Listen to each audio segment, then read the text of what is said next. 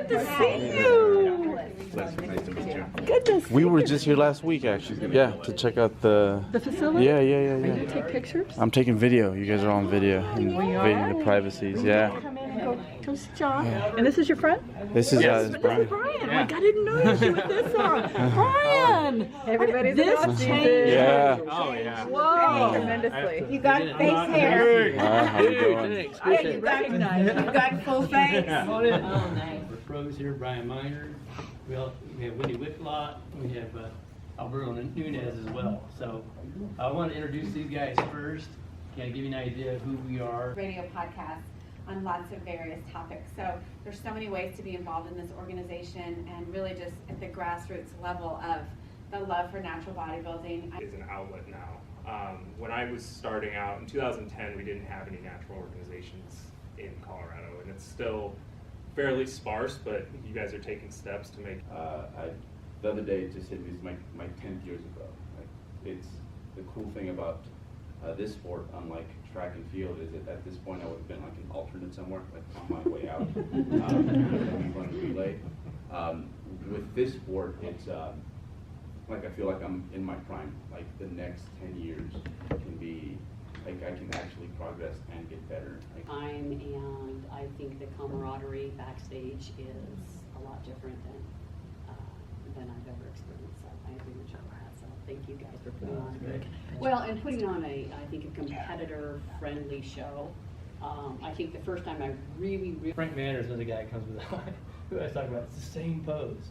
What we're looking for is this X-ray. We're looking for this symmetrical shape in every class, to be honest with you. So I'm sure that's, Liz, you'll probably talk about it as well, the symmetry. Okay, go ahead, Liz. I think I'm just going to back up just a little bit, because regardless of what you step on stage in, there is a criteria that is set by the organization. So before you choose to step on stage, just make sure that your body fits the criteria to be judged. Are you ready? Are you ready? All right, let's go. Woo! Whoa, whoa, whoa. All right, let's go. You and me. No. Let's go. I'm gonna be gone. Come on.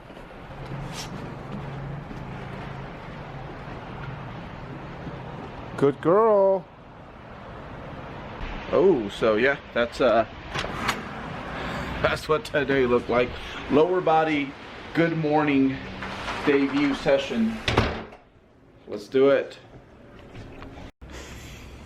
Yeah, watch your step. You fucked up. You can't lift, bro. Yo, what's up, team? So we made it, and like legitimately, we made it.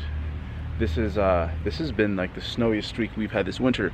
Fuck. All right, so get in there, warm up, get to work. Let's quit talking about it. What up, squad? So good morning to you. That might be appropriate depending on where you are viewing this from. It might be morning in your neck of the woods. Good morning is going to be my new movement, my main hip hinge movement from this point forward. I was thinking about pulling from the floor, perhaps a sumo deadlift, maybe even a conventional, but there's just the risk to reward with those, and there's this part right here, the eccentric part. It's at a certain point it becomes super taxing, and with the Romanian deadlift, it's in the stiff leg deadlift. I'll be perfectly honest, those are just not movements that come very natural to me. I've always struggled with them, to be consistent with them, but the good morning was what I had left at this point. I'm like, let's give this a go. And it had been nearly a decade since I had really even tried to do these, and it felt right. Like I felt it in all the muscle groups that I was targeting. I felt safe. I felt in control. It fit like a glove. So this is going to be the movement we roll with. Hopefully, big updates to the hamstring and glute region happen over the next few months. I'm super stoked about this one, and for the next few weeks, I'm definitely going to be looking forward to getting in there and doing these. I will be super cautious with my progressions. Every movement has its risk, but I think with the good morning, you're just in such a compromised position, bar on your back, that bottom position, that you really want to be patient and mindful. But yeah, speaking of movements that fit like a glove, this leg press right here, check out the range of motion you get on this thing, especially if you move the seat up. That is where my butt goes, and my feet go up in those little platforms right there. You just can't get that sort of range of motion in any other sort of unilateral leg movement, be it a lunge, a split squat. You just can't, and it's so fair, that it's so comfortable. The strength curve is amazing. It was one of those machines where I think when I first saw it, I'm like, oh please, how is this going to work out? Got on it, tried it, and it was like love at first rep. So good mornings, and this contraption right here I get to do on the same day. Right now, my lower body work is definitely progressing a lot more than my upper body work, but I'm okay with that. I think in the past I would have done something about it, but look, I just wrapped up a contest prep. I just spent the last few months like not being progressive, and more than anything being a defensive lifter. That's what it felt like. So right now, I think just some sort of progress is good. It's good for my confidence. It's good for my morale. And I'm not going to change a thing. I'm going to go ahead and just let those legs do what they do and continue to progress. But yeah, we're approaching that soon to be sweet spot. I think if I gain another 2-3 pounds, which will probably happen in the next 6 weeks or so, and then from there things will slow down, but things get super predictable, and it almost feels, relatively speaking to my situation, and how long I have been training, I feel like I can almost go in there and do whatever I want and progress, just as I had it scheduled. So I'm excited, because I mean, so far so good, but in a few extra pounds, it's going to feel amazing. One place that I do need extra help with is, of course, the calves, and we're hitting PRs there as well. So this is the first time I've had to add a dumbbell to this hammer strength machine. And hammer strength is just, man, like if you have access to their stuff, like please give it a try. You will find a lot of timeless classic machines in their line. But yeah, PRs on the calves. I am just building all sorts of momentum. I feel amazing, and there's no other way to put it. So yeah, this is the first half of the voiceover. We'll come back and talk training in just 1 second. My peoples, you guys gonna have to put up with my winter cold sore. It usually means, if I get one of these, that basically I fought off the illness. But in the meantime, this was able to sneak its way through. We don't have CGI yet here on this channel, so in the meantime, I'm sorry if I offend anyone. Yeah, so we're cramming in the training. Today was supposed to be a day off. I wanted to have 2 consecutive days off over the weekend, just to chill, regenerate, eat, and then have a really good training week. But this upcoming week is the Arnold Classic, the Arnold Expo. The Arnold's coming up. The Arnie. As much as like those things make you want to train, the days are very invading. You don't know where you're going to train. You often don't want to train by the end of the day. So we're going to get everything out the way ahead of time, so that we can just go there, chill, see the things, see the people that I want to see. A lot of my friends going to be there, and just catch up with the latest and greatest. So yeah, we're going to suck it up. No 2 consecutive days off. That's what I wanted. We can't always have it our way. We'll go in there. We'll put on our big boy pants. Today's upper body day. Let's make it happen.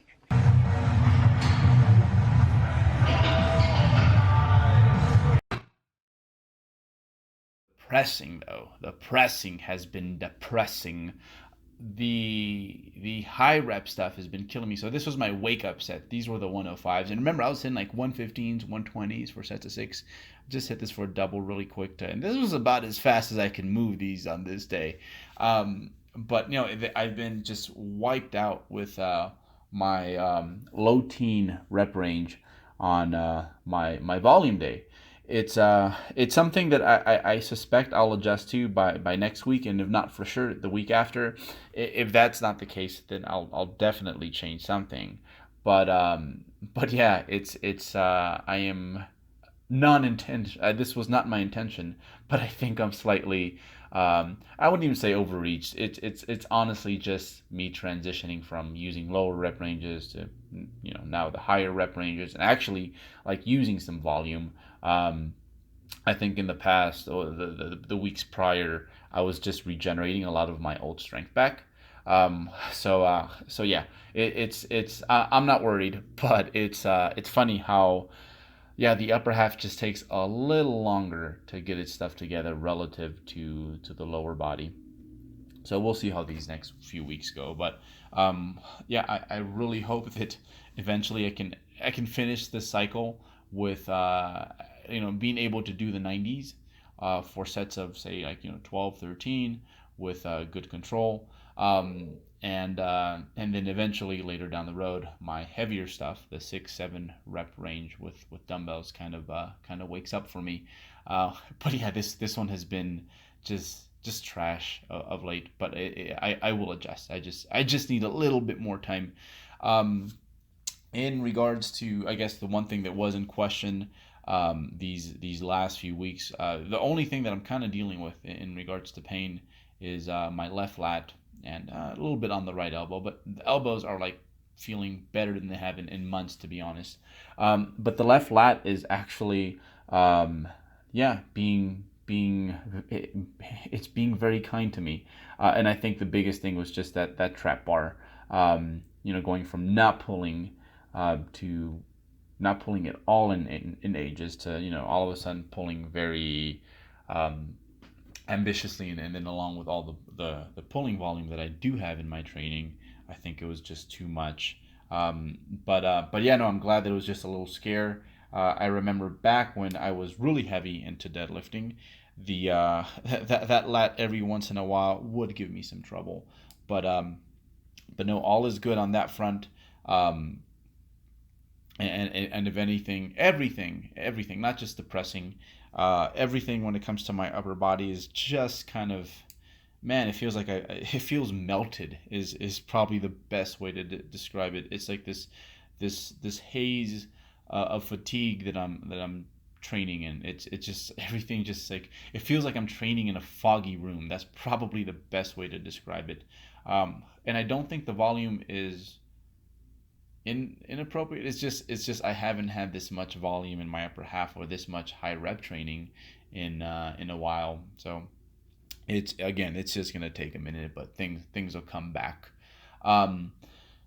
Let's see. In regards to anything new when it comes to perspective, let's start off with body comp. And at some point, I do have to get you guys a formal update. But I want to rack up enough coin before I do that. It's strange because as you gain weight coming out of a show, you definitely gain say 5 pounds over 4 weeks or something, right? It looks messy, and then all of a sudden it fortifies, and this is just kind of sort of how this happens like super efficiently when you're first coming out of a super invasive diet, a contest prep diet. And then the same thing happens when you are gaining, is that I think sometimes people turn back too early because they start to not like the way they look. But in my experience, what usually happens is you touch a new weight, and then over time, it's a combination of two things for sure. Like one, you just you just get used to looking at yourself with this much body fat, and then two, I feel that you harden up and you own that. So the muscle that you are building underneath kind of starts to poke through and makes its presence known.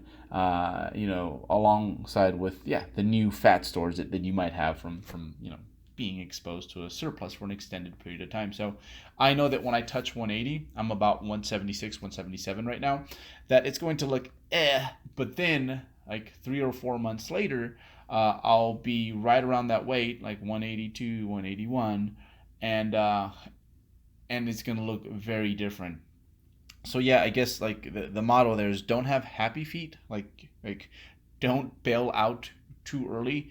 Give it a chance, and you'd be surprised how good lifting weights and eating enough food is for body recomping, right? Like it's funny because I think we tell everyone else that. We tell the cardio bunnies that. We tell our relatives that want to start exercising that, hey, you should probably lift some weights because it's going to change the way you look more than anything else. But sometimes I think we have a hard time applying that to ourselves when it comes to gaining phases past the intermediate phase, or sometimes just when it comes to people who are trying to just get the ball rolling when it comes to their own progress. So yeah, upper body being stubborn. We'll give it a few more weeks, and if it's not working out, or if I feel like it's not going to trend in the right direction eventually, and at a certain point you just kind of have a feel for these things, then I'll definitely adjust something. But yeah, so front squat's going well. A few technical glitches. I need to get inside my hips a lot more. I need to drive not just my knees forward but out, and this will cure so many things. So I usually do it. It's just of late, I've been doing such a better job of like bracing and staying tight and stiff that in my head it's almost like, no, but you can't do that because that'll make you flimsy. It makes no sense.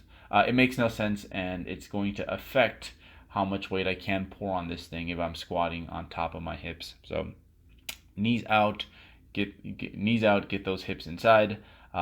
Use that stretch reflex, and you won't run out of room in your ankles, which is kind of what's happening right now. It's the knees are only going straight and forward, and eventually, yeah, the ankles. While I do have good ankles in terms of mobility, there just isn't any more room to clear, and that brings the bar forward, and that's why my fourth set of what was supposed to be 5 ended up being just 4 reps because of that thing I am doing. But no, lower body has been just fire of late. I'm not gonna slow it down because it's been that much fun. The hack squat has been amazing. This particular hack squat is just something else. If you are ever in Fort Collins, like, you need to like give yourself a bro moment on this thing. So set of 2 here just to wake myself up before I hit 5 plates and a 25 for 2 sets of 15. And yeah, that's a wrap. This one was probably the highlight of the week. This is something that I'd been after for a while. I think during prep, 6 plates for like a triple was like my best. And yeah, look what food does for you, right? So yeah, with that said, guys, that's my week in training. High 170s. We're going to continue to add weight because, again, 2 to 3 pounds, and we'll be like my version of a little juggernaut, and then things will really start getting good and super productive, and I will at least look like I take some sort of toning class in my clothes. So yeah, guys, I'll leave it here. Arnold stuff next week. That's going to be exciting. I will definitely do a better job when it comes to recording and catching everything. Better than I did at the LA Fit Expo. So yeah, guys, I'll leave it here, and appreciate all the love and support, questions, comments, anything you want to say, leave it down below. I'm definitely going to make it a point to try to get to those.